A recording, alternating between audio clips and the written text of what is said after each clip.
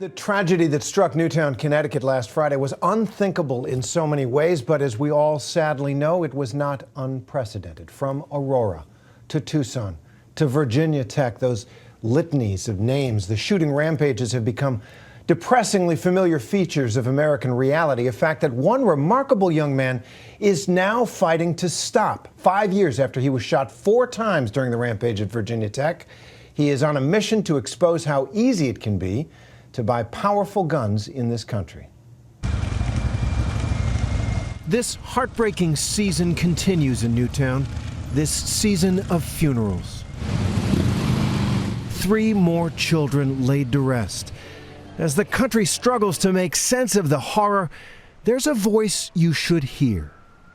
And I know what it's like. It's the worst day of their life. It's chaotic. It's hopeless. Colin Goddard knows what it's like to be in a classroom when an armed madman bursts in and starts shooting people. Colin was a student at Virginia Tech. It was the most terrifying 9.5 minutes of my entire life. When you're conjugating a French verb 1 minute and then getting shot at the next, you're just in shock. Colin was hit by 4 of Sung-Hui Cho's bullets. 3 of them are still in him. Weeks after the shooting, he recalled those moments. The shooter came inside, and we were all on the ground, not moving, not making a scene at all, just lying there playing dead, you know, almost every one of us. And we were just at his mercy. He could have done whatever he wanted to, and just he chose to go around the room in such a way that he killed all the other students in my class except for a few of us. Yeah, it's been a little messy. Colin Goddard's journey of recovery from that moment lying on the classroom floor bleeding to now, the rehab, the psychological therapy, the search for answers and meaning, it's all led him to this. We are better than this. We are better than a nation with mass shootings in movie theaters, in schools, and on our streets. He works at the Brady campaign to prevent gun violence, but he does more than lobby and make public service announcements. He goes undercover to gun shows across the country, and he says he proves how ridiculously easy it is to buy guns without any kind of background check at all, as he shows us in a documentary called Living for 32, after the 32 Virginia Tech students who were murdered. The llama here. The llama.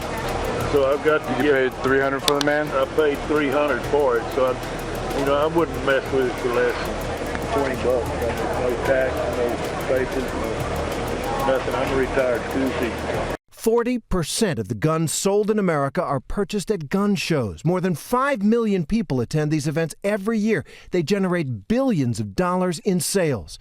And since only licensed dealers are required by the law to perform background checks on the people they sell guns to, all of the private sellers out there, and you can find them at every show, sell guns without any check at all.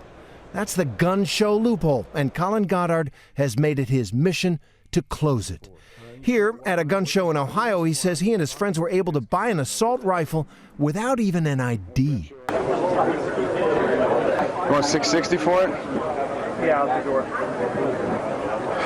Got the over 18, Ohio resident. No tax and no paperwork. Oh, I need to see your driver's license. I bought AK-47s, Tech 9s, Mac 11s. I bought the same gun that was used to shoot me. I bought it all without a background check, and it was all legal. My question is, why is that legal? Were you shocked?